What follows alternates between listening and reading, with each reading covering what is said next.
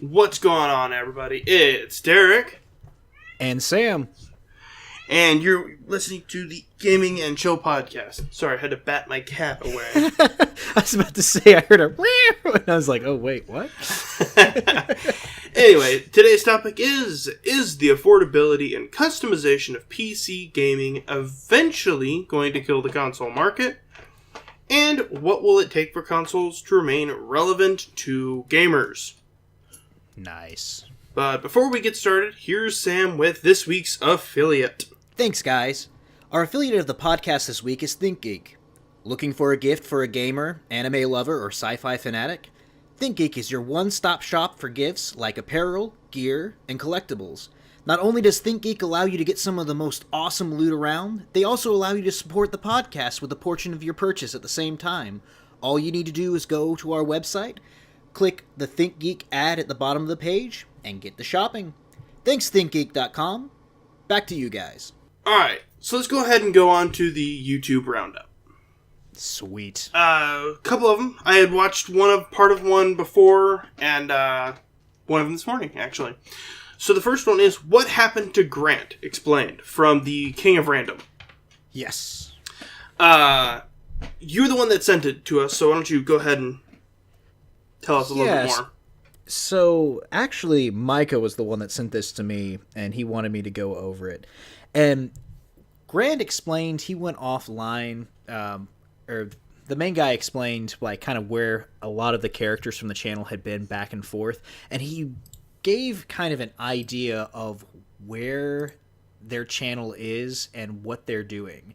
Mm-hmm. So, for example, he explained that they hired a bunch of people in order to do YouTube videos. So he has one guy that strictly does creating, and one guy that's kind of in charge of now shooting the videos, and one guy that's in charge of basically of creating the items that they use for their videos. For example, if any of you guys have watched the clips, like that Mario Kart in real life, that was them. They make all that stuff there themselves. There's like, oh no, I can't go out and buy a go-kart that looks like a Mario Kart racer. But he went through to explain kind of they'd been offline for a while, and he explained what they were doing. And apparently they're going through and they were just doing some reorganizing to make things more effective, and now are going to be doing kind of a conference explaining how to make a successful YouTube channel, how to monetize, how to do certain things with it. But really, I was kind of disappointed because I watched this whole clip, which is, like 35 minutes? It was pretty long. Yeah, so, I mean, Doug made me summarize it for him because he didn't want to watch the whole thing. But basically, it's an entire 40-minute ad to go to this kind of workshop for YouTubers who want to do monetization and stuff along those lines. But there was, in between this just like heavy plug for this conference, some pieces of advice, and then just some realistic moments where he said basically it was hard and there were times that he wanted to give up, which I know for a fact we can relate. Oh, I wholeheartedly can. When it's like, oh man, we're 3 videos in and we're just like, it's 1 a.m, hitting our heads against the table. But that was one thing. The other thing that he made interesting is that there's so many people who want to just make all their money via YouTube monetization. And he basically went through and portrayed YouTube as almost the devil. Like, it's a tool to be used, but basically you can't rely on YouTube for making the money. And he goes into the reasons why, basically saying that sponsors are the way to go, and gave some decent feedback on that. But to summarize the video itself, other than those little gems of just encouragement, because I was like, man, this is a guy who has, $1 million coming in to his bank account like every day. He was explaining how like every video costs them $15,000 a day to make, and I'm like, I just can't imagine having that much money. Yeah. But other than that, those moments of just kind of good advice, it was more or less a 35-minute advertisement for a YouTube conference, which I don't know how I feel about it.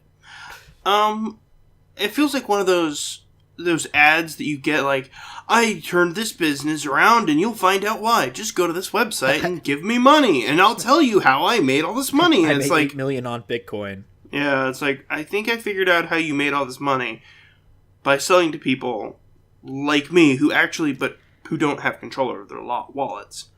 Didn't you say that the King of Random was actually hit pretty hard by demonetization? Yeah. I don't get how, though. That would be like the slow-mo guys getting hit with demonetization. And the slow-mo guys, they don't use language, they don't portray violence towards other people. And they've actually been documented through science. Like, they've been picked up by a couple textbooks even, and talking about certain things. But when you said the King of Random was hit with demonetization, I was like, but why? Like, that doesn't make sense unless they're going, explosion of the thumbnail, can't be good. Yeah, basically what happened is that he said in his explanation that he woke up one day and they didn't even know why, whether it was somebody reported him or something along those lines. But literally it was just like, oh, hey, he was gone, or just down overnight. So it's like, okay, cool. I don't know what's going on about that.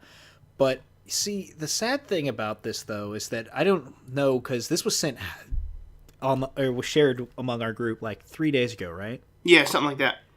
Well, on January 18th, he actually got charged with 2 felonies. Whoa! He was charged with making science experiments in his backyard, basically 2 explosive devices. 2 counts of felony possession with an explosive device.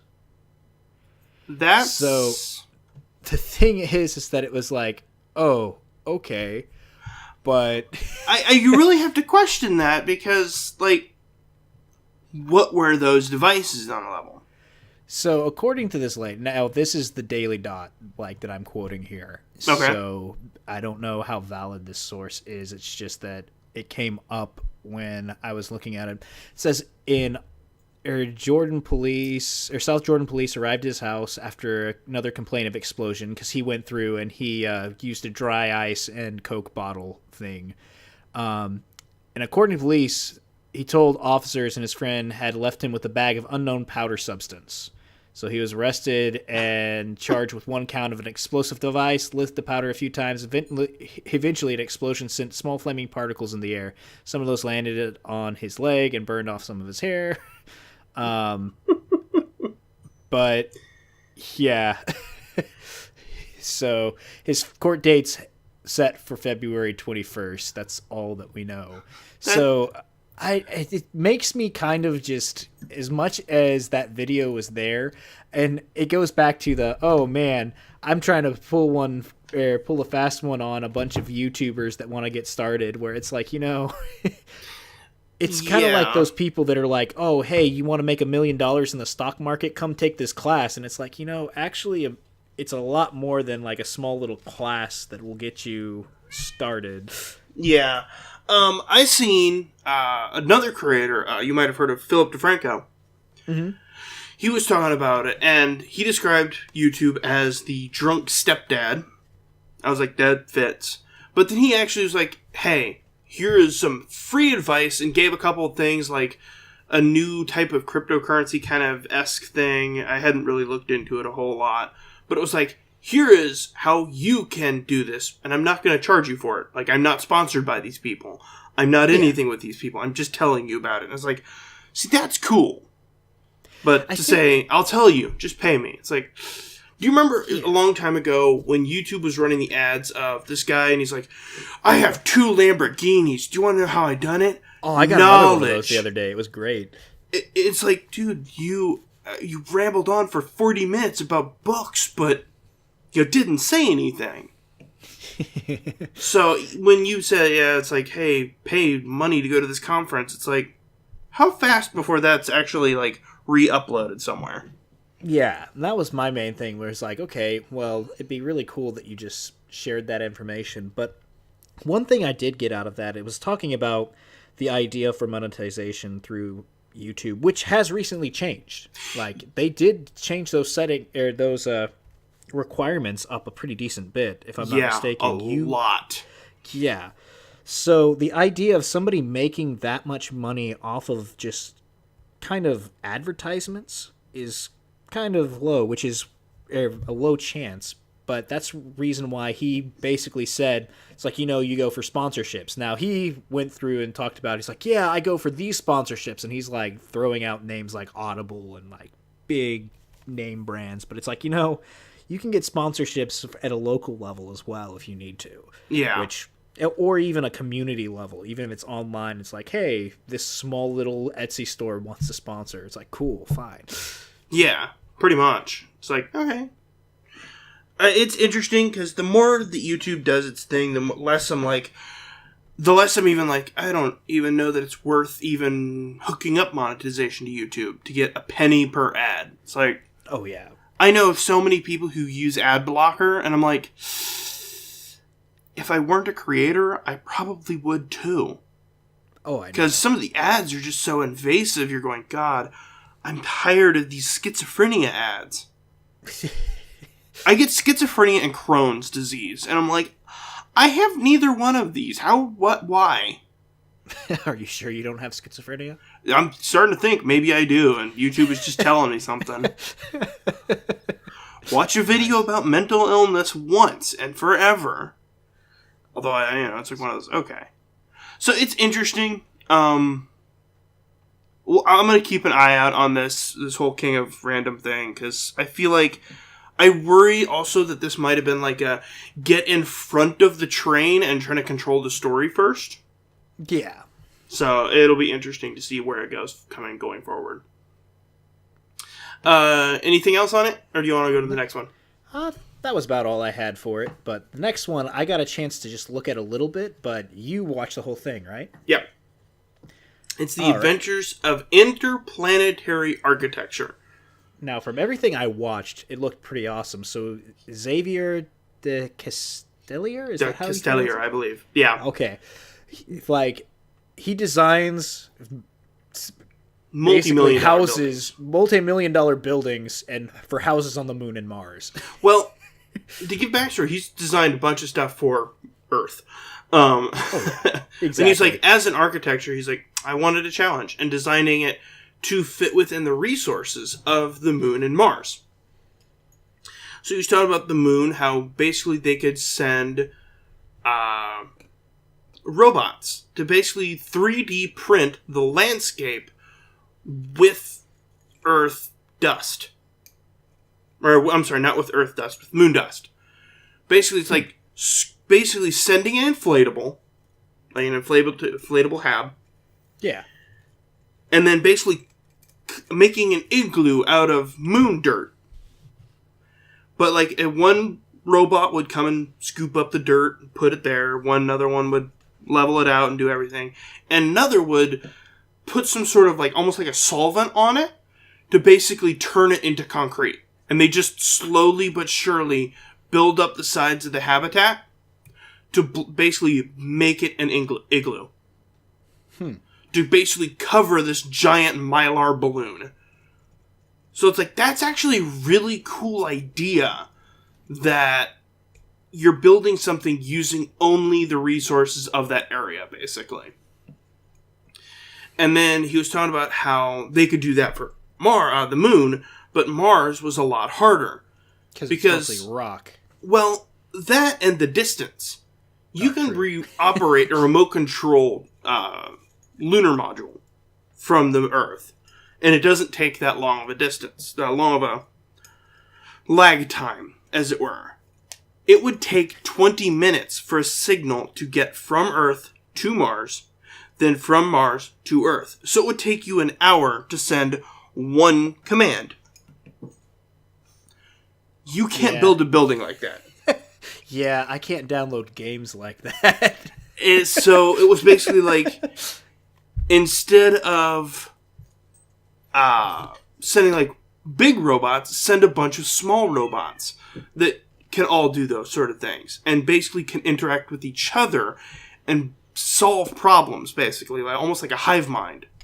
So it was really cool in that it was like explaining that building a hive network of robots to build a habitat for humans to live in once they get there.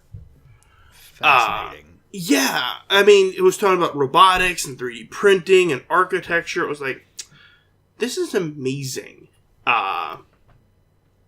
It's like, it's a shame that I will never get to actually see one of these, because I don't think it'll be a thing until I'm much older to be on Mars.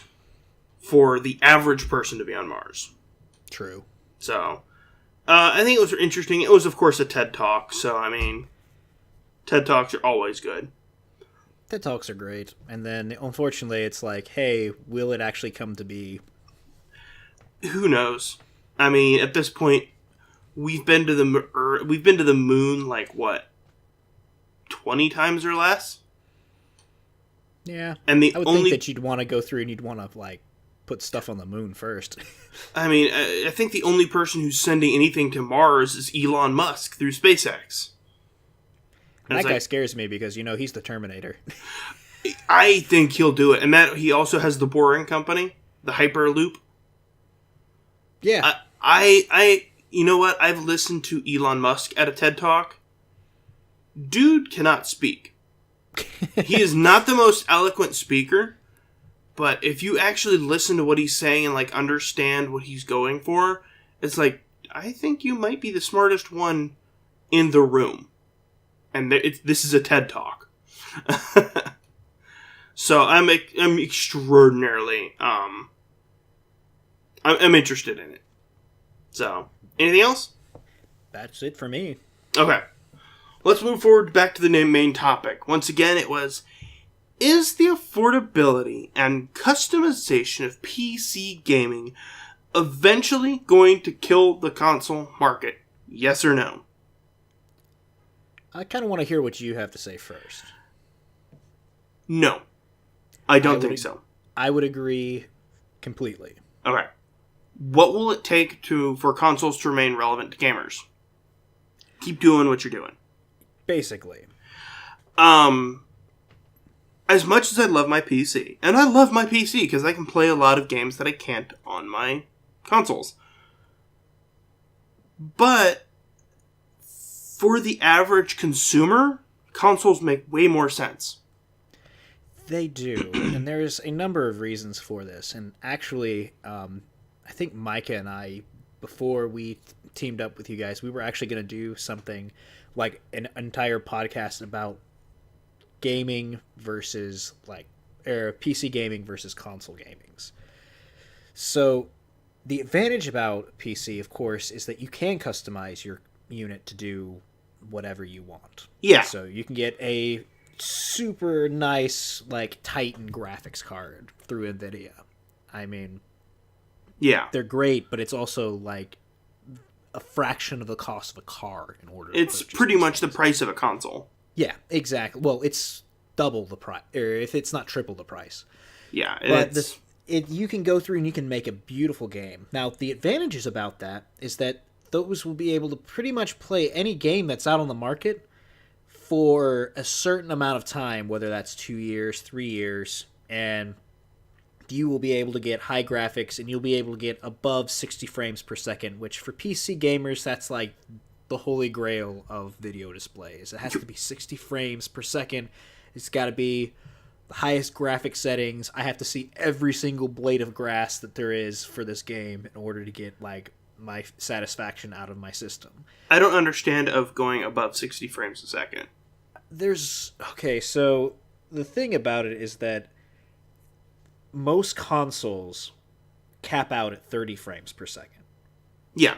So even the Xbox One X, it capped out the big, huge fiasco when it released was Destiny 2 capped out at 30 frames per second still, and everybody lost their minds because it was like, I paid this much money and I wanted 60 frames per second, which some people claim, I can't go through and you can't notice it different.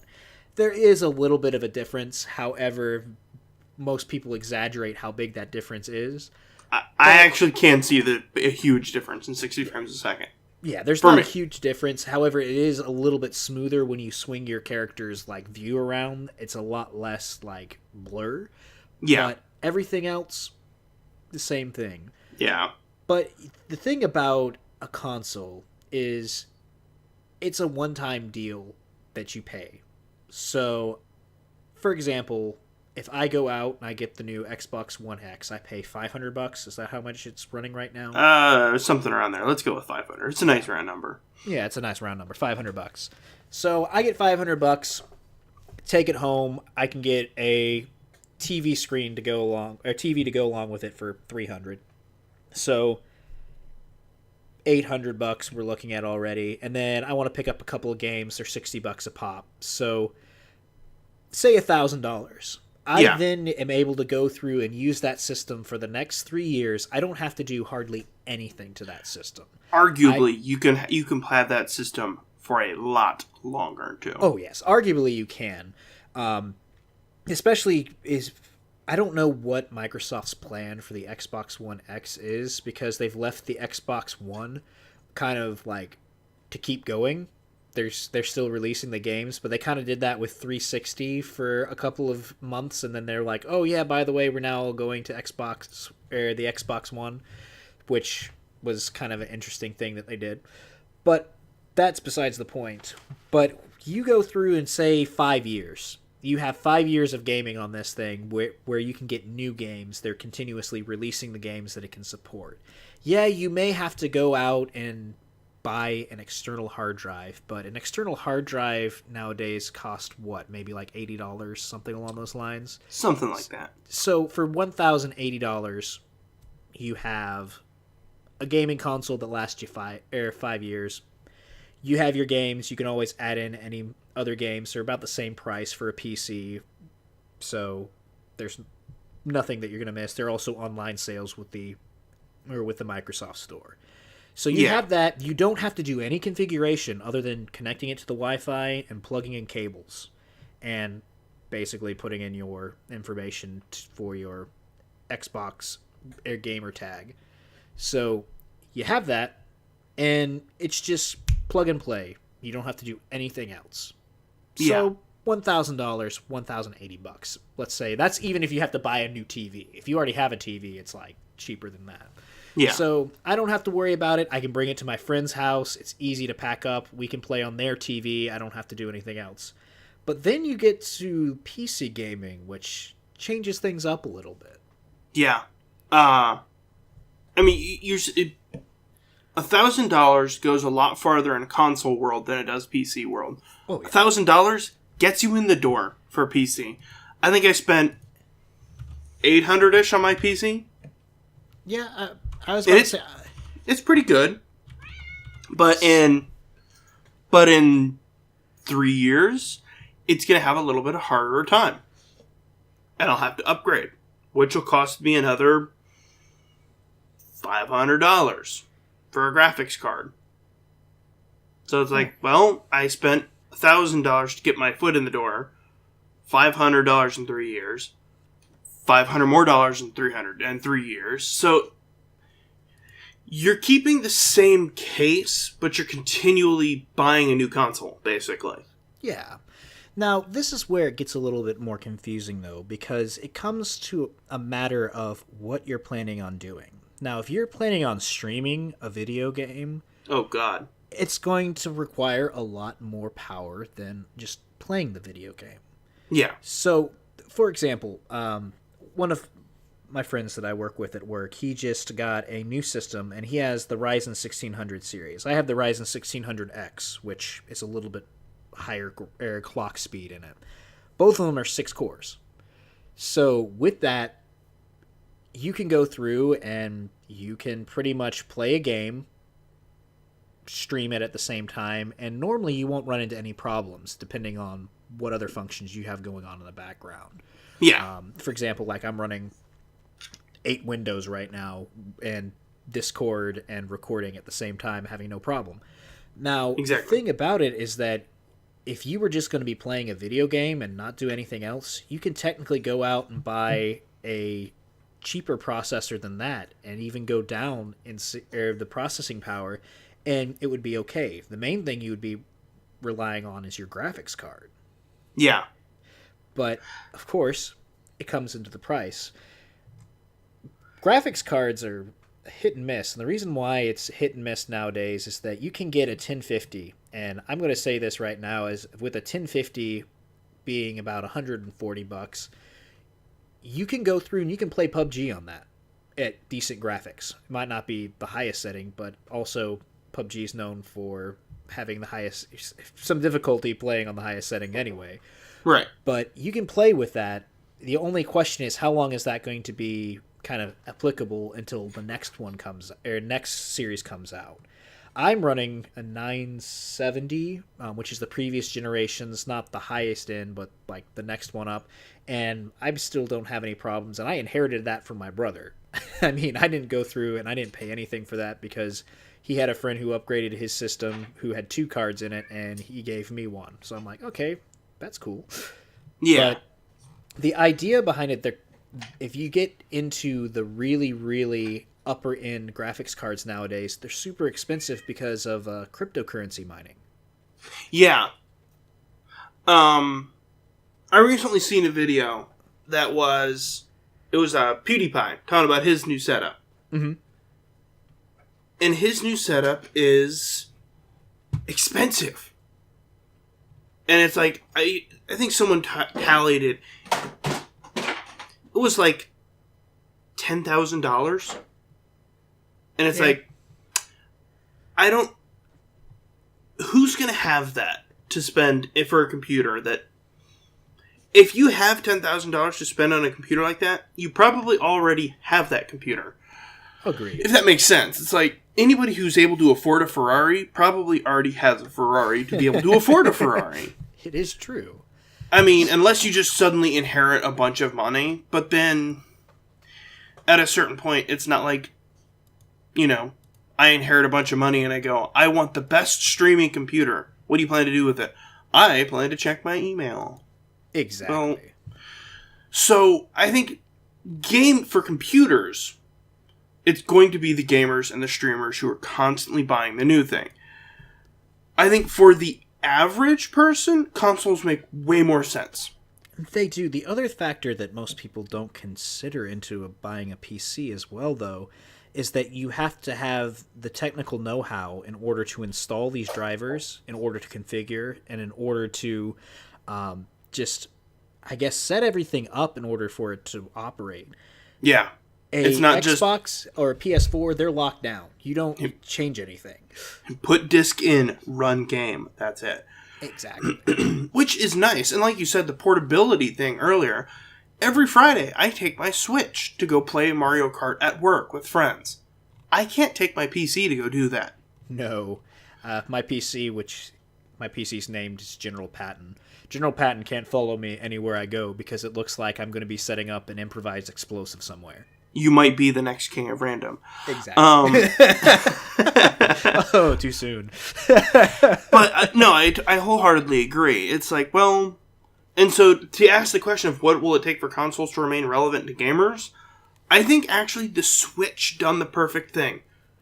Able to be mobile.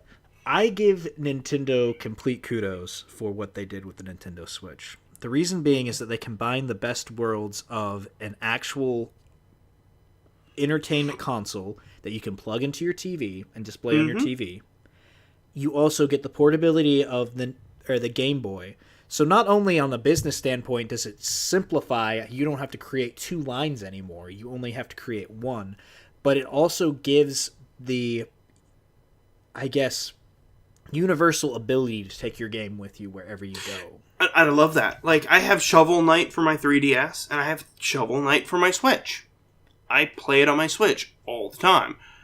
And I actually rarely have my Switch docked. Because my dock goes with me to work, so I never plug it in at home. So it's like, well, I end up carrying it portable most of the time, but it gives me that console experience, because I'm able to play the console games. Because it's not like the 3DS where it's like, well, I may have a port of it, but it's going to be a less resolution. It's not going to look as good. The sound isn't going to be as good. Whereas for the Switch, it was like, no, it was built for this hardware. Oh, yeah. It's good to go. You can take Zelda on the bus, on the train, on a plane. And I really didn't mean for that to rhyme, but it sounded cool. I thought you were going like on a Dr. Seuss rant there, man. No, I really wasn't. I mean, I can sit at my desk before work and prop my feet up and play Zelda the way it was meant to be played. But my 3DS, it's like, well, I have to play the mobile version of the game, which is, you know, there's one Zelda game that I have, and it's like, well, this isn't actually a real game, though. Oh, it's like playing one of those mobile games on your phone. See, but I think that's where Nintendo done well, is the portability aspect of, I can turn on and off the screen and I'm done. It's much like the phone where I can play something for 5 minutes and I'm done. They mastered that. They tapped into the addiction to having a screen in front of it. Oh, yes. The only thing that PC has going for it, though, is its independence from the Sony, Microsoft, and Nintendo ecosystems. But it's in the Steam ecosystem. It is, except Steam pulls from like all three of those. The advantage is that with a PC, I can go through and play titles that were released for PS4 only, and I can also play some titles that were released for Xbox only because I have a Microsoft machine. Yeah. And the ability to do that is great. However, by the time you're going through and you're upgrading a new card, you're getting a new graphic, or you're getting a new power supply, you're getting the latest RAM, a new motherboard, a new processor. I mean, processors run $300 a pop for, if not more, depending on which one you're getting. About $300. You have a motherboard for $100, so there's $100, and I would even say I wouldn't spend $100. I'd probably go to $150. But just for argument's sake, let's say you can get both for $400 plus $300 for a gigabyte card, plus you still need to get your RAM, which because of miners and for not because of miners, but because of just the new technology of RAM and kind of like a industry shortage that they have, those are really expensive too. So you get new RAM chips and everything else. You're already looking at $1,000 before you get your monitor, keyboard, and mouse set up. Yeah, And, of course, the other question is, how long is it before they come out with something else that's completely needs to be replaced, where it's like, oh, great, now I got to pretty much repurchase everything that I have here, where with the console, it's like, okay, another $500, I can use my old TV, I'll throw it out, and then I'll just buy a new one. I think there's another thing that we're kind of forgetting is security. Oh, yeah. Every time a new piece of hardware comes out for your computer, there might be a security flaw. Okay, someone can take over your computer. Boom, done. Whereas with Xbox and PS4, it's like the network. That's it. But if you buy a new game, if you buy, Dragon Ball Z Fighters, it's not going to go, and now they have a way into your PS4. Or you get a new HDMI cable, it's like, now they have a way. But if you get a new graphics card, they might have a way to get into your computer now, because it introduces a flaw. If you get a new hard drive, it's a flaw. Now, I am a huge fan of the PC master race, and I believe that everything that you can do on a PC, you can do it better than a console, obviously. Agreed. The only thing about that, it comes down to my investment in the long run. I mean, most of my equipment that I have here was pieced together from equipment I bought over time. I have a solid state that was in my MacBook that I put into my computer. I have a hard drive in there that used to be a portable hard drive that I broke open and switched in. I got my brother's card, and then I had a graphics card that I brought from, or not a graphics card, power supply unit that I bought from a friend when he was going through a hard time. So I basically pieced this guy together, and I have a blast on it. I can run high graphics. I can listen to music easily. I can stream to Twitch. I can do anything, talk to you guys. But it just comes to the point where next time it comes to do an upgrade, I have a family to keep up with, and spending another $1,000 on a system or going for a $500 system, it's that question you have to ask yourself: are you being a good steward of money? Yeah, I get that. Basically, get my machine. I was like, yeah, so no Christmas and no birthday for me. That's what I wanted, though. Oh, exactly. So it's like, cool. Whereas it's like a console, it's a little bit easier to go. It's a little expensive. I'm talking to you, but I'm gonna get it. I wholeheartedly agree with the stewardship, this sort of thing. I think I want to wrap it up with Steam. I think Steam is honestly the best thing. Like you said, it pulls from both the Microsoft and the Sony store. But there's something about it that the library is so much easier to access that I can switch computers, log into my Steam account, and it's like, yo, you want to play the games? And it's like, here's the games you've already bought. Whereas if I get another PS4, it's like, yeah, you're logged into the store, but to go find the games you already purchased, man, is that going to be hard. Xbox, you want to play the games that you purchased 5 years ago? I guess. Let's go to the store and maybe you can find them. Yeah. Whereas with Steam, it's like, here's your library, bro. Here's every game. Highlighted ones are downloaded. Shaded ones are not. And you're like, download this, this, and this. And it's done. It downloads it. It's all compatible. And it carries from machine to machine. Well, the other thing about Steam is that it's all in one, your updates. You can go through and it'll say, hey, I'm updating this game right now for you.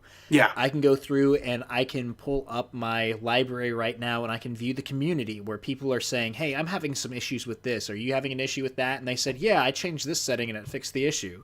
So the community behind Steam is what really makes Steam such a valuable asset, is that you can ask a question, people can go through and they can review it for you. They can go there's some reviews on games where it's like, if a majority of people said this was a bad game on Steam, you can pretty much trust that it was a bad game on Steam. Yeah, I agree. So, I don't know. I think ultimately comes down to is ease of access. Like if I was introducing a console, if I was introducing a gaming platform, PC, any of the consoles, I would introduce them to a console first.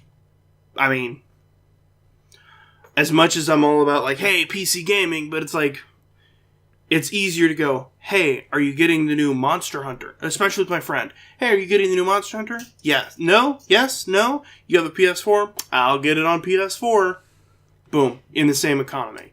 I don't have to worry that their computer's not good enough to run it. I don't have to worry about if they've got fast enough internet. Well, maybe. I don't have to worry about their hardware, basically. Because if they've got a PS4, they've got the hardware. They can play the same game as me. Oh, yeah. The thing I would go through and say that if consoles wanted to reach out to, I guess, across the aisle and make somebody happy, is they would go through and they would make a way that you could attach a keyboard and mouse to their console. You can. You can. It's not easy. It's not easy. Because the console is supposed to be near your TV and you're supposed to sit far away from your TV. So, unless you have a wireless keyboard and mouse that you're using solely for your console, we should it's do not a video going to work on that. See how easy or how that can be done. Because I'd be kind of fascinated to see what would happen with a PS4 hooked up with a keyboard and mouse configuration for first-person shooter. It would be interesting. I'll have to look into it. So, anything else before we leave the main topic? That should be it. Sorry, I have a cat buzzing around my feet. It's okay. Okay. Let's move on to the weekly challenge. Going back to Grant's video, King of Random, what is one hobby or thing that you do for you? Not for content creation, but just you.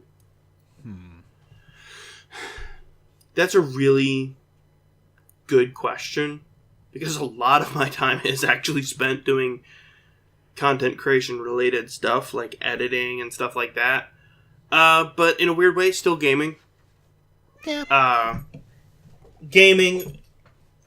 Like, earlier this afternoon, I was playing The Division. Why? Because I wanted to play The Division. Not because I was like, is this a good game to make a video? That's debatable. Yeah.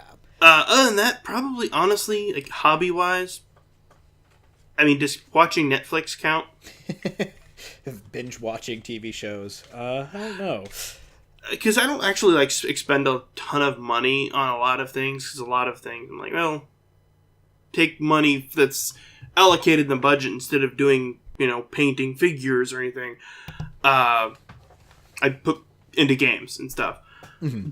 But I can tell you the hobby that I've thought about picking up is learning how to paint pottery or learning how to do different types of dance or singing.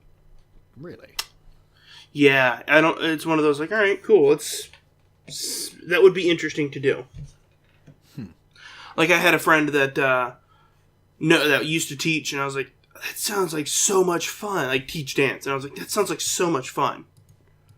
And it's like, that would be interesting to do, just to do. So, what about yourself? I like woodworking. Hey, there you go. I go through and I do a lot of stuff.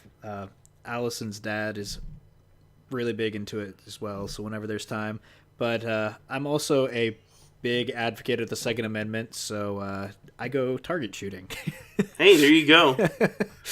There you go. I'm a true American. Woodworking and shooting stuff. America. Hey, there you go. Can't really complain there, right? Yeah. Ron Burgundy would be proud. Not Ron Burgundy. I'm thinking of... Who am I thinking Ron of Swanson. From Park? Huh? Ron Swanson. That's what it is. See, it's really fun, but both hobbies can become very expensive. So what I end up doing is I'll go through and I'll go out once a month and do something like that. And then other times I just like to enjoy, relax, sit back and play a game, or just turn on something in the background as I read a book, because I went through and have a couple of books I'm reading now that I'm not in any classes at the moment. So there you go. We'll see. See, I used to try to paint miniatures, like Warhammer 40K. Yeah. Turns out my hands tremble. Oh yeah, no, I suck at them completely. Whenever I try to do that, it's no. It's it looks. I'm sitting there going, I should probably see a doctor. My hands are trembling so much. I want to get this just right. Exactly. It's like, Michael J. Fox, what?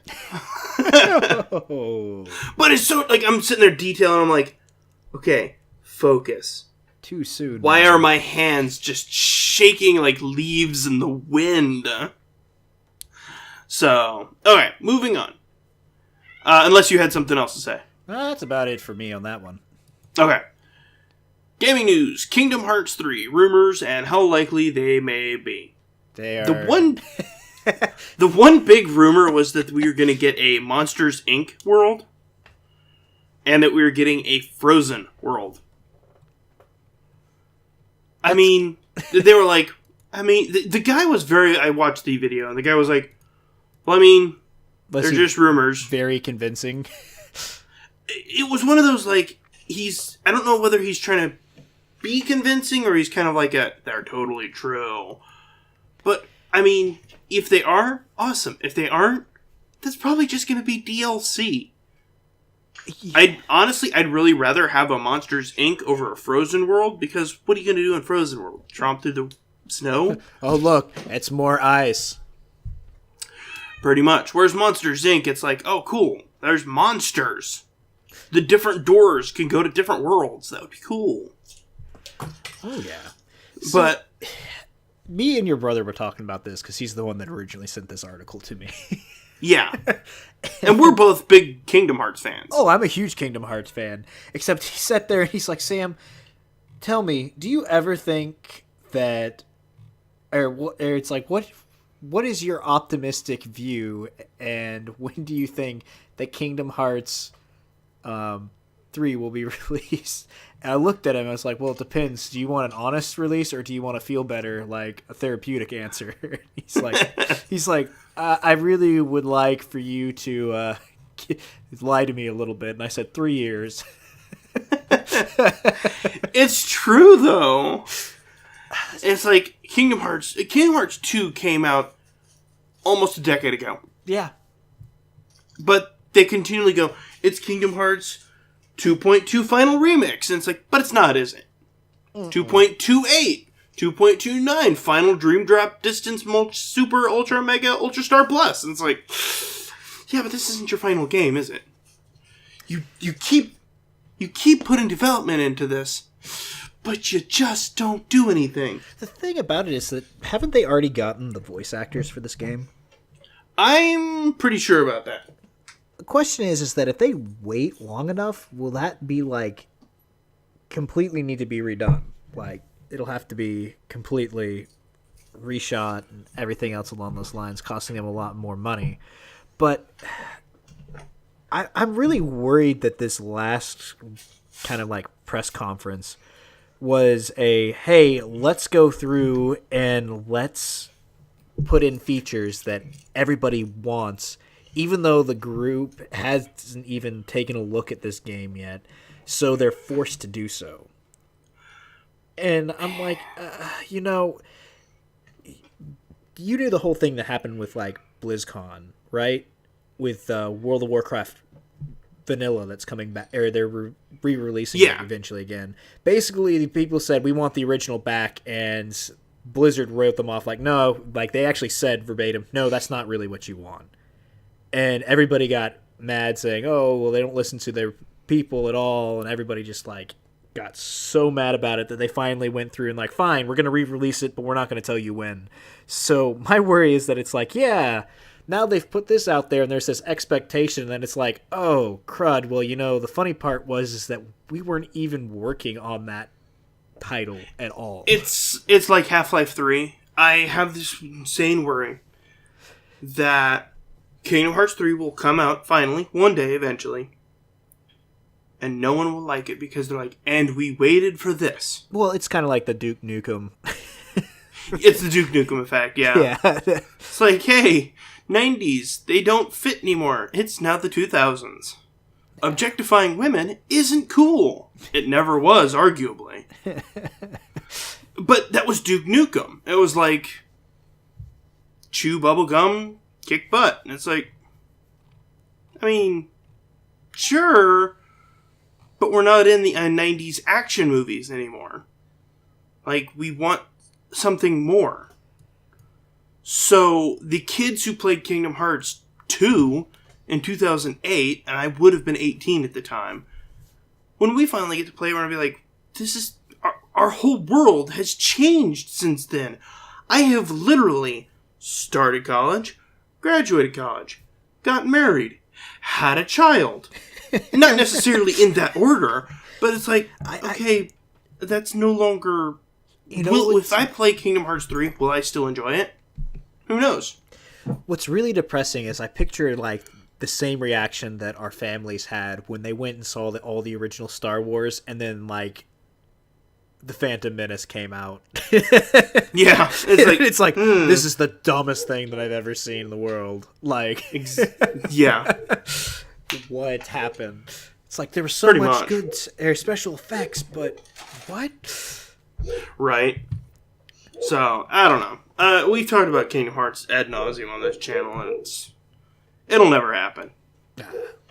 And when it does, we'll be surprised. We'll play it, we'll review it, and then we'll probably come to the same conclusion. Like, man, that could have been released a long time ago. Hey, I have a random question. You can't hear a dog barking in the background, can you? I can't hear a dog barking, actually. That is my neighbor's dog. It doesn't shut up. What kind of dog is it? Just curious. It's a pit bull. Oh, nice.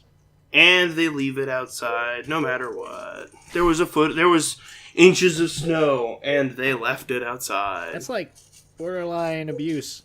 No, it's not. It's wholeheartedly abuse. I was about to say, if it was husky, it's like, oh yeah, no problem. But pit bulls, husky, maybe. Pitbull, no. I had a friend who had a husky, but we lived in Georgia and like 90-degree heat and left it outside all day. And I'm like, listen, it's like, I know that most dogs can chill out here, but this dog has so much fur that it's like, this thing is literally dying out here. We're going to have to take it inside. Yeah. Anyway, speaking of taking things inside, because we fear the night, that wasn't a good segue. Castlevania Season 2. That really wasn't a good segue. Let's try this again. Castlevania Season 2 of the Netflix series is to premiere this summer. You know what would have been a better segue?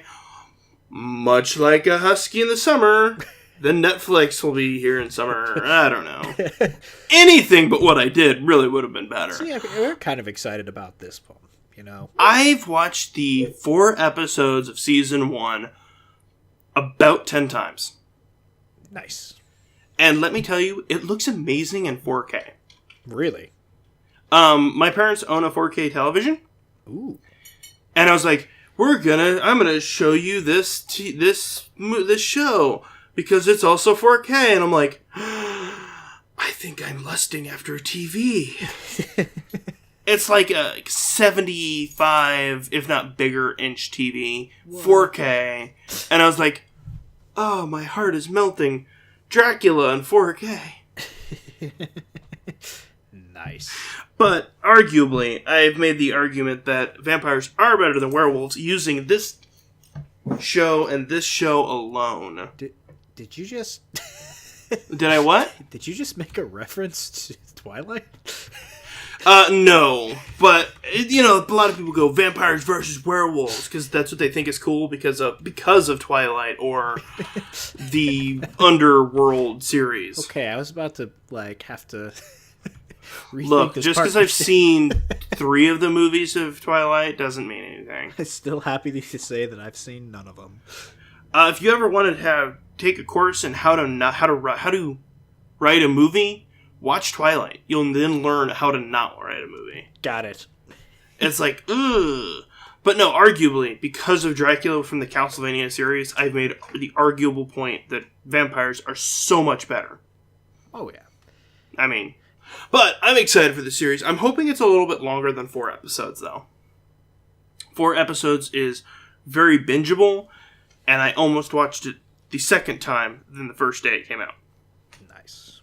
So, anyway, anything else about that? Have you seen Season 1? I have not. You know, I'm catching up on some things right now. I mean, I was going... It's literally 4 episodes. It's 4 episodes. I think I can do that. I mean, I'm finishing right now Gundam Origins, which, by the way, is fantastic, and I'm going to review that soon, so...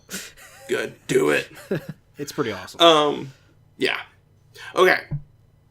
Releasing this week, unless you had more about that show. No, we're good.